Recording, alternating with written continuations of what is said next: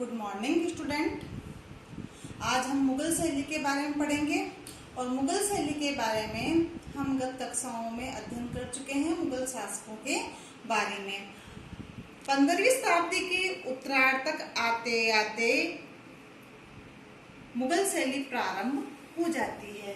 मुगल शैली ईरानी, फारसी व राजस्थानी और अपभ्रंश शैली के समन्वय से उत्पन्न होती है और मुगल शैली में भारतीयता जो परिपूर्ण रूप से भारतीयता के भाव का संचार होने लग जाता है।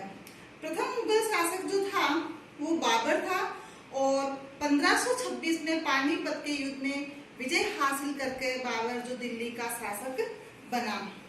बाबर कला प्रेमी शासक था और वह अपने साथ ईरानी चित्रकार बेहजाद शाह मुजफ्फर को भारत लाया और कलाकृतियां बनवाने लगा। बाबर कला प्रेमी था, उसके साथ ही उसका पुत्र हुमायूं भी कला प्रेमी था।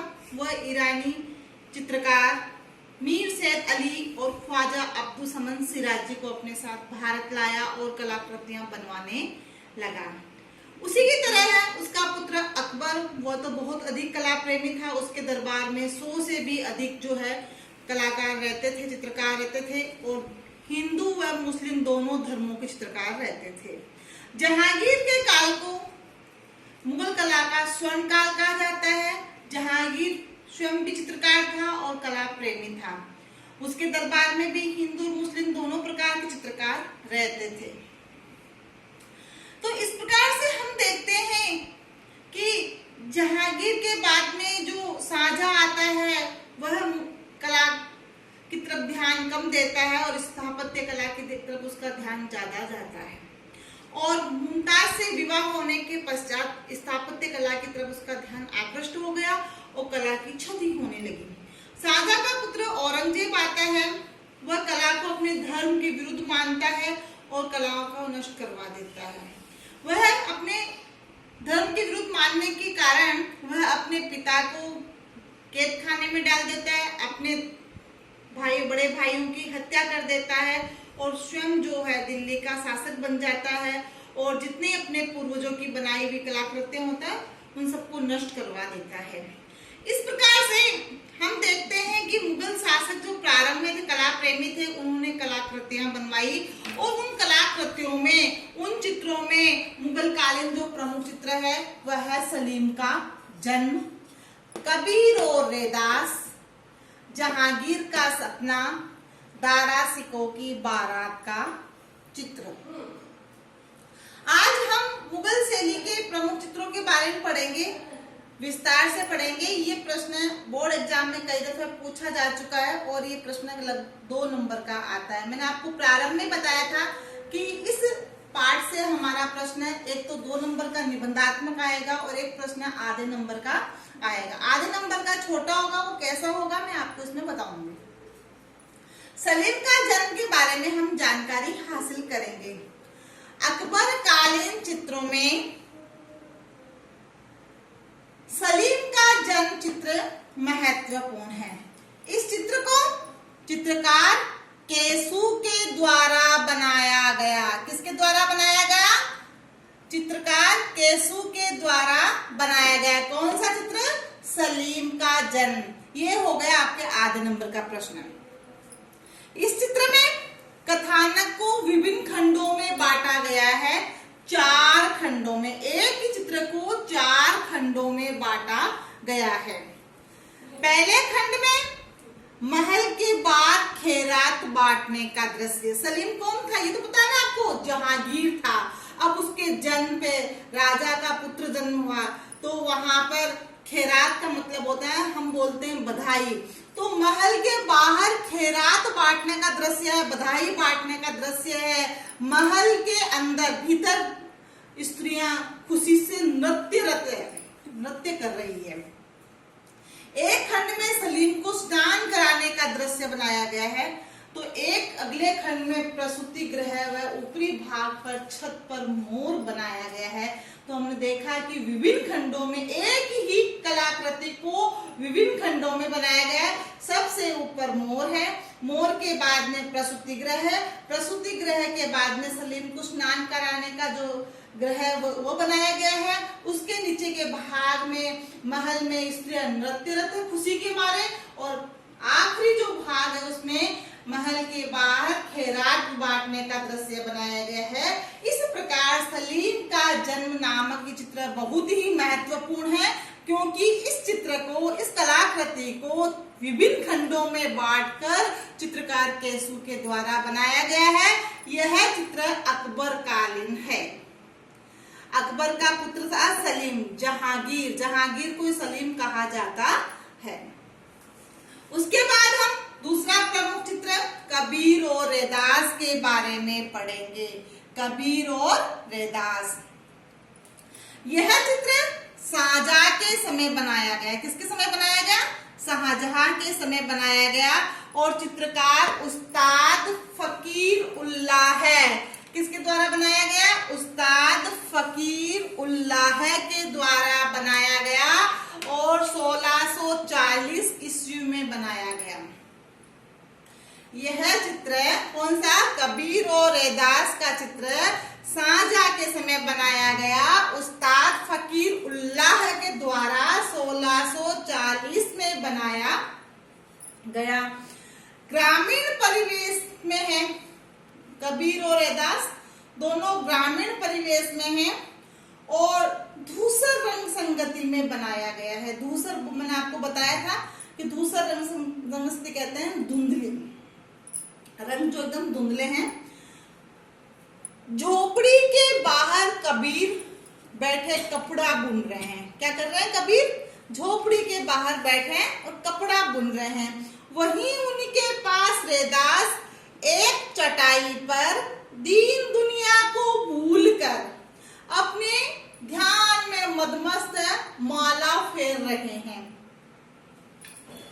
दोनों भक्त कृषकाय बनाया, दोनों को बनाया गया। कैसे बनाया गया है? कृषकाय।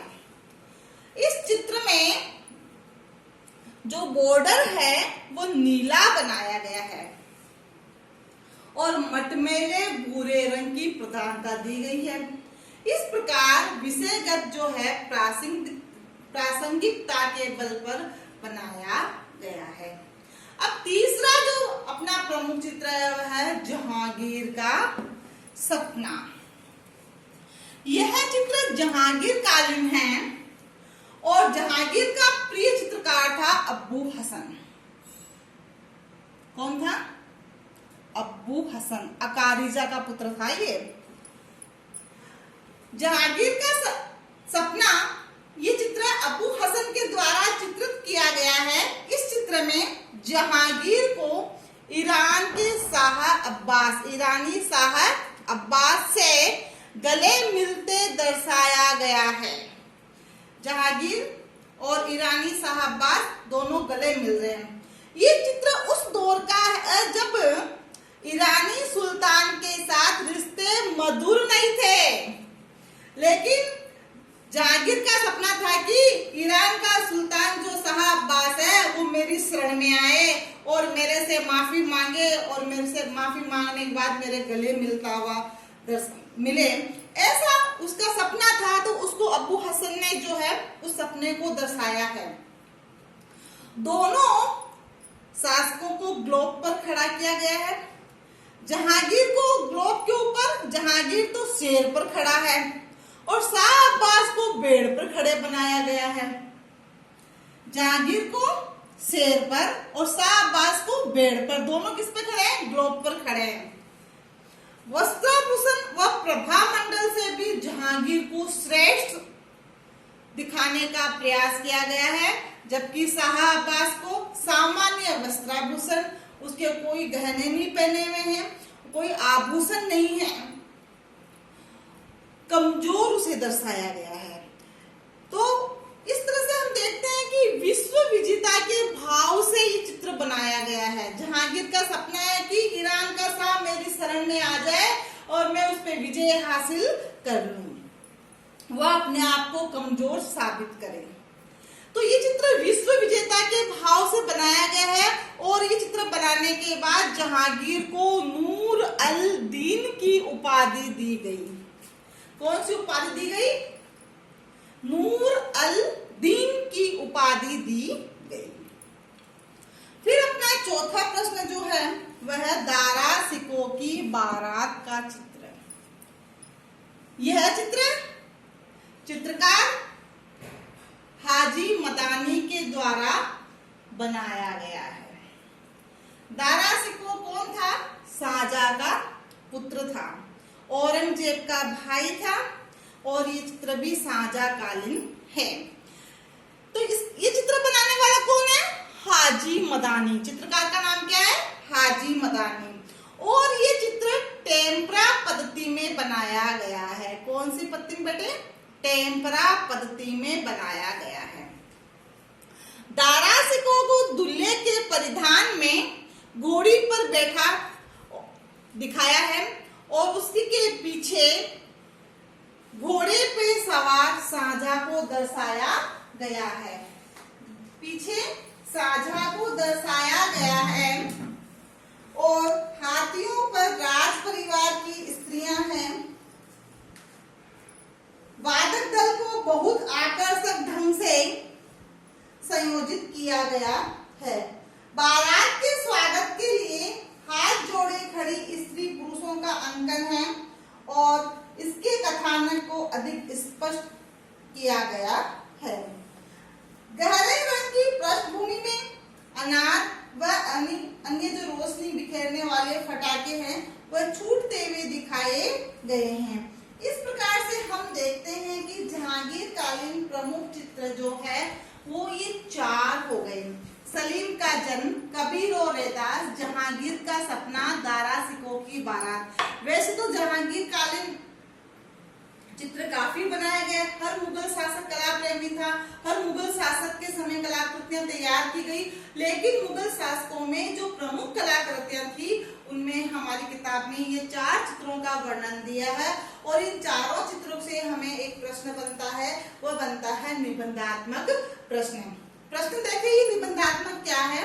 मुगल कालीन प्रमुख चित्रों का वर्णन कीजिए।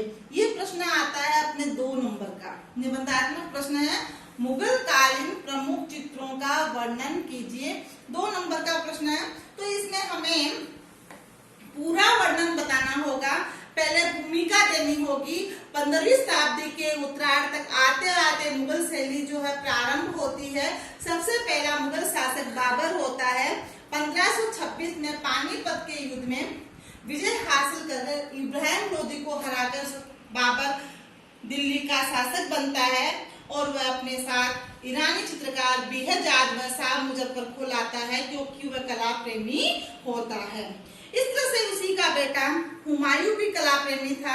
उसने भी अपने साथ जो है ईरानी चित्रकार मीर सैयद अली व ख्वाजा अब्दुल समद सिराजी को भारत लेकर आया और वह उसने कई कलाकृतियां चित्रित करवाई। उसका पुत्र है अकबर, उसने मीर सैयद अली और ख्वाजा अब्दुल समद सिराजी से जुदाई से जो है कलाकृतियां सीखी और वह स्वयं चित्रकार था।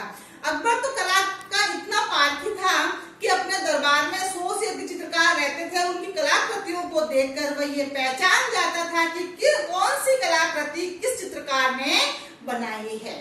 कला का ऐसा पारखी था। इसके साथ ही हम देखते हैं कि जहांगीर वह भी कला प्रेमी था। उसके समय भी काफी कलाकृतियां बनी। उसके समय भी दोनों धर्मों के चित्रकार थे। जहांगीर के काल को मुगल कला का स्वर्ण काल कहा जाता है क्योंकि उस समय कला का काफी विकास हुआ। उसके बाद शाहजहां आता है। शाहजहां ने चित्रकला की तरफ कम ध्यान दिया और उसका पुत्र औरंगजेब जो है कला का प्रमुख जो है पतन का कारण होता है। तो इस प्रकार से हम देखते हैं कि मुगल जो चित्रकार है उनमें जो कलाकृतियां चित्रित करवाई है उनमें प्रमुख चित्र कलाकृतियां जो है निम्न है। अब अपना प्रश्न आता है छोटे प्रश्नों का कि आधे नंबर के प्रश्न जो अपने हैं वो कैसे आते हैं, किस प्रकार के आते हैं। तो देखो इसमें छोटे प्रश्न जो है इस प्रकार हम देखते हैं कि प्रमुख चित्रों के साथ साथ में एक प्रश्न और भी पूछते हैं विशेषता का कि मुगल शैली की प्रमुख विशेषताएं। तो विशेषताओं के बारे में कल मैंने आपको थोड़ा सा बताया था, उसको मैं थोड़ा दोहरान करते हुए वापस बताऊंगी कि मुगल कालीन जो विशेषताएं हैं वह इन चित्रों की ही है, इन चित्रों की ही विशेषताएं हैं। और हमारी जो मुगल कालीन विशेषता है वो है रेखा। सबसे पहली है रेखा। रेखाएं जो मुगल काल में बनाई गई इन चित्रों की वो बहुत ही बारीक है, लयात्मक है, गयात्मक है और सरल बनाई गई है। तो पहला पॉइंट हमारा विशेषता का जो बन जाता है रेखा। उसके बाद हमारा दूसरा पॉइंट बनता है चश्म। चश्म, चित्रों में चेहरे एक चश्म बनाए गए हैं। कैसे बनाए गए हैं? एक चश्म बनाए गए हैं, लेकिन भावपूर्ण है। कैसे हैं? भावपूर्ण बनाए गए हैं। प्राय जहांगीर के चेहरे के पीछे प्रभामंडल अंकित किया गया है।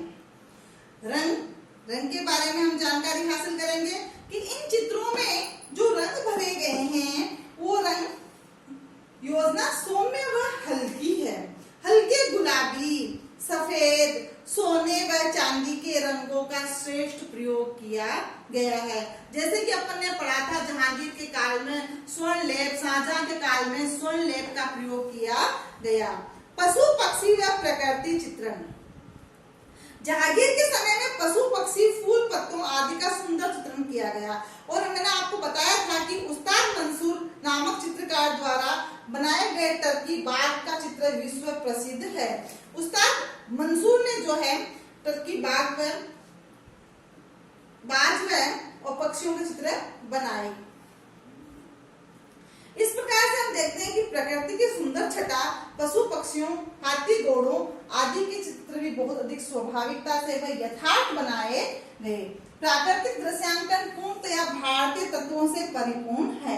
उसके बाद है व्यक्ति चित्र।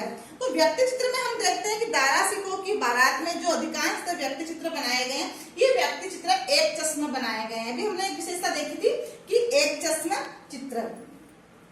तो बारात का स्वागत में स्त्री और पुरुषों को जो बनाए गए लगातार जो कतार बनाई गई है, ये एक चश्मा बनाई गई है।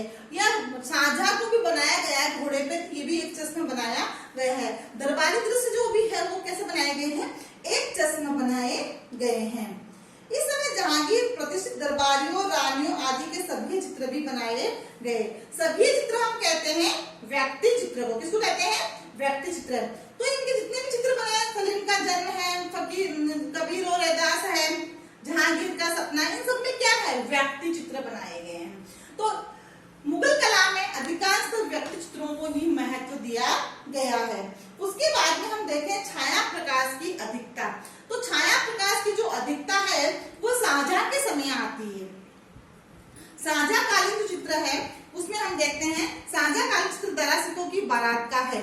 इसमें छाया प्रकाश यानी दाना पर्दाज, मैंने आपको बताया छोटे छोटे बिंदु बनाकर और छाया को दर्शाना दाना पर्दाज कहलाता है। तो छाया प्रकाश का उसमें प्रयोग किया गया। छाया प्रकाश के कारण इस कालीन चित्रों में त्रिआयामी प्रभाव आ गया। कौन सा? मैंने आपको ये बहुत पहले भी समझाया था कि त्रिआयामी प्रभाव, एक तरफ से हमारी लाइट आती है, फिर मध्यम, फिर गहरा और नीचे छाया को दर्शाना, हल्का, गहरा और छाया तीनों को मिलकर त्रिआयामी प्रभाव उत्पन्न किया जाता है। और इन चित्रों में हम देखते हैं कि भारतीयता का समावेश है। जहांगीर कालीन चित्र ईरानी प्रभाव से मुक्त हो गए थे और भारतीयता का समावेश हुआ। जहांगीर के काल के पश्चात जितनी भी कलाकृतियां बनाई गई उन सब में भारतीयता का समावेश है। उसमें ईरानी प्रभाव का कहीं भी कोई जो है प्रभाव दिखाई नहीं देता। उससे पहले अकबर कालीन चित्रों में थोड़ा सा ईरानी प्रभाव था, लेकिन उस समय ही भारतीयता का भाव जो है परिपूर्ण होने लग गया। मनोभावों का अंकन, वेशभूषा में भारतीयता का समावेश देखा जा सकता है। इस प्रकार से हम देखते हैं कि इन चित्रों की प्रमुख विशेषताएं हैं जो है निम्न रही है। अब हमारा छोटा जो प्रश्न है, मैं आपको आज कम से कम आपको 15 प्रश्न छोटे दूंगी।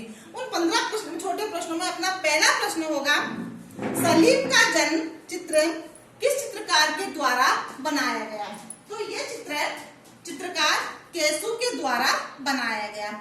ये चित्र किस मुगल शासक के समय बनाया गया? तो ये चित्र अकबर कालीन है। कब का बनाया गया? अकबर के समय का बनाया गया है। सलीम के जन्म के चित्र का वर्णन कीजिए।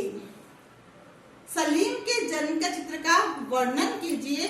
तो ये चित्र का वर्णन जो आपसे पूछेगा तब 1 नंबर का प्रश्न हो जाएगा। इसमें केवल अपने इस चित्र का पूरा वर्णन करना है।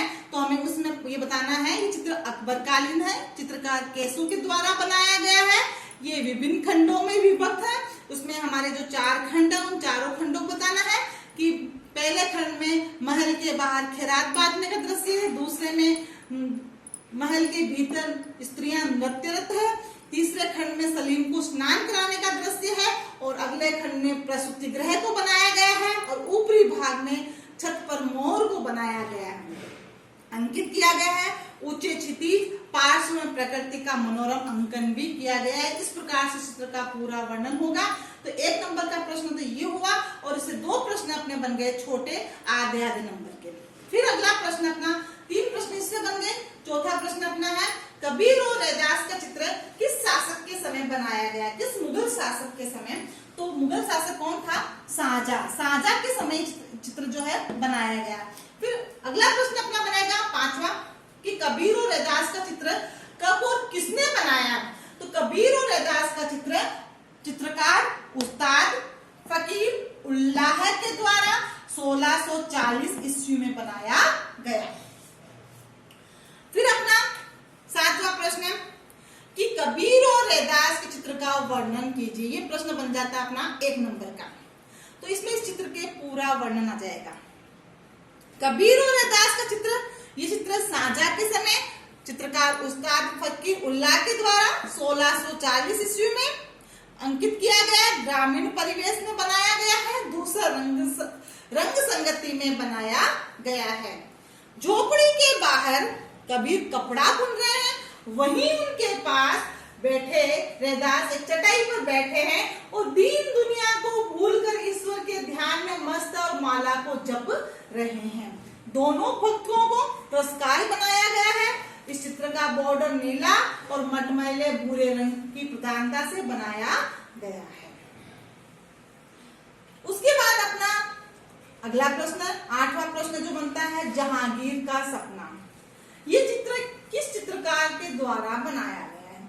जहांगीर का सपना, ये चित्र जहांगीर के प्रिय चित्रकार अबू हसन के द्वारा बनाया गया है।